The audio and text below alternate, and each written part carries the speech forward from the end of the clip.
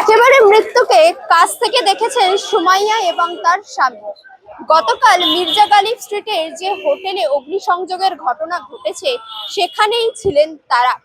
ভাগ্যের জেরে বেঁচে গিয়েছেন। তবে কালকের যে ঘটনা সামনে থেকে দেখেছেন তা এখনো ভুলতে পারছেন না তারা। ঘুরতে এসেছিলেন ভারতে, লাদাখ যাওয়ার প্ল্যান ছিল তাদের, কিন্তু ভাগ্যের পরিহাসে দুর্ঘটনার শিকার হলেন তারা। কি বলছেন সরাসরি শুনবো। দিদি, আপনি কোথা থেকে আসছেন এবং কবে এই হোটেলে এসেছেন? আমরা ঢাকা থেকে এসেছি, বাংলাদেশ। কবে এই হোটেলে এসেছেন? এই হোটেলে এসেছি পরশুদিন। গতকালের ঘটনা সম্পর্কে যদি বলেন, কি ঘটেছিল, আসলে আপনারা কি দেখেছেন? রাত 1:40 কি 50-এর দিকে এখানে হচ্ছে আমাদের দরজায় এসে কর্নারে খুবই বিকট ভাবে আওয়াজ হয়। তো আমি হচ্ছে ঘুমন্ত অবস্থায় ছিলাম, আমার হাজবেন্ড ঘুমন্ত অবস্থায় ছিল, আমি সজাগ ছিলাম। আমার হাজবেন্ড এসে হচ্ছে দরজার সামনে গিয়ে দেখে যে প্রচন্ড ধোঁয়া ঢুকতেছে রুমে। তো দরজা না খুলে আমি আর আমার হাজবেন্ড জানলা দিয়ে হচ্ছে বের হওয়ার চেষ্টা করি আর এখান থেকে হেল্পের জন্য আওয়াজ করি। তো রাস্তা দিয়ে হচ্ছে দুজন লোক যাচ্ছিল স্কুটিতে করে, ওনারা হচ্ছে গিয়ে ফায়ার সার্ভিস ডেকে আনে আর আমরা জানলাটা খুলে কার্নিশে এসে দাঁড়িয়ে পড়ি দুজন। তারপর আমাদেরকে ফায়ার সার্ভিস এসে উদ্ধার করে।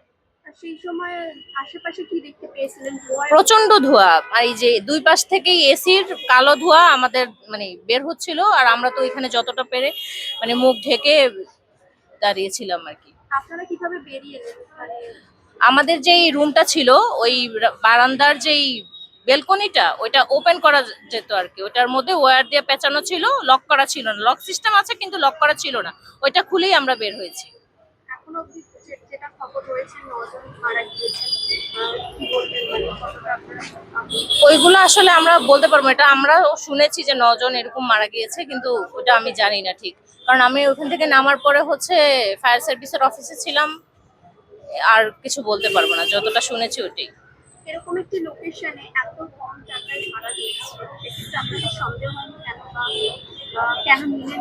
না, রুম হিসেবে ভাড়া তো কম না, 800-900 টাকা তো একটা সিঙ্গেল রুম হিসেবে কম না, কিন্তু ওদের সেফটি সিকিউরিটি আমাদেরকে যেরকম বলেছে ওইরকম তো রাখেনি।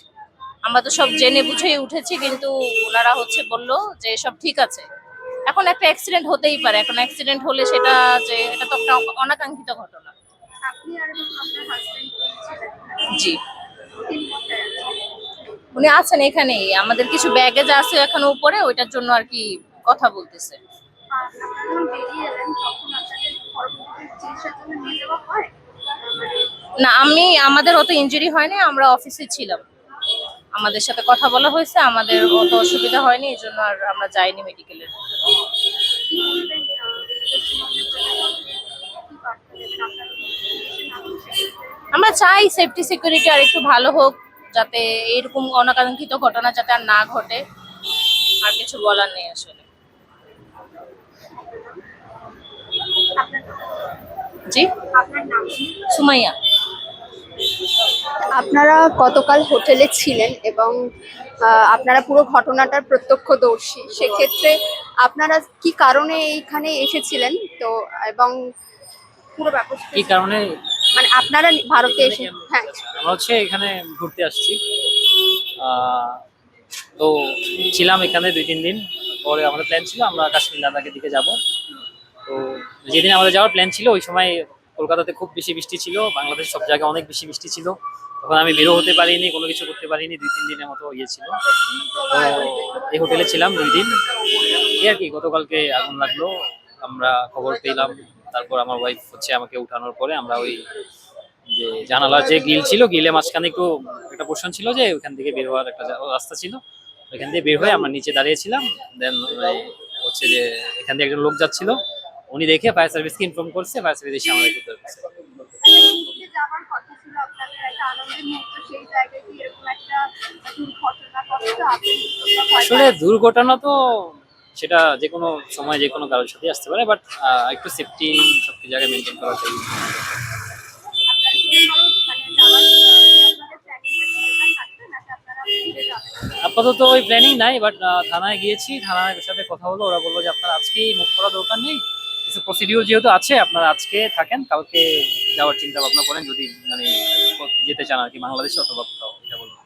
আপনারা আপনার ওয়াইফ বলছিলেন যে আপনাদের কিছু জিনিসপত্র ভেতরে ছিল, এই মুহূর্তে তারপরে তার করতে দেওয়া হচ্ছে না পুলিশের তরফে?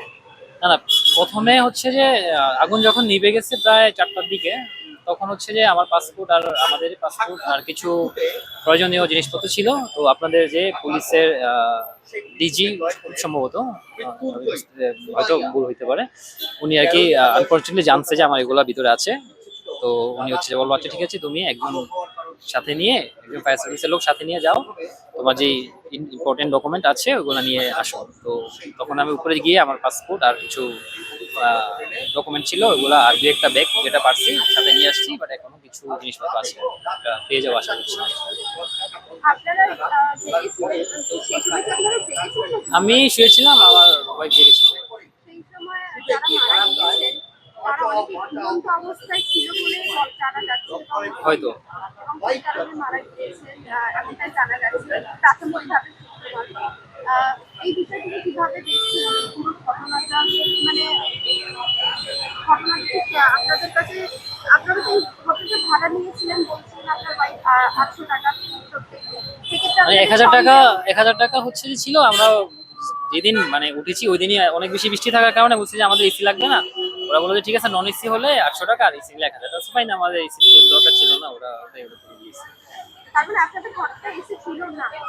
এসি ঘরে ছিল, বাট ওরা হচ্ছে এসি লাইন মানে দেয়নি আর কি, যেহেতু আমাদের এসি লাগবে না, তো ওরা লাইন তো স্বাভাবিক দিবেই না। কোথাও যে আপনাদের মানে ঠাকুর লাগিয়েছে মনে করতে পারেন, কারণ এসি থ্রুতেই তো এই আগুনটা লেগেছে। আসলে আমি এখনো শিওর না আগুন মানে কি থেকে লাগছে, যেহেতু আমি আমার রুমটা এই পাশে ছিল, রাস্তার পাশে, আগুনের ধোঁয়া দেখে আমরা এই পাশে বের হয়ে গেছি, ওইখান থেকে কি জন্য আগুন লাগছে বা কিসে থেকে আগুন লাগছে সেটা আমি বলতে পারবো না, ওটা যারা হচ্ছে যে ওটা নিয়ে কাজ করছে তারা হয়তো বলতে পারবে। আপনার নাম? আমার নাম রেজাউল ইসলাম।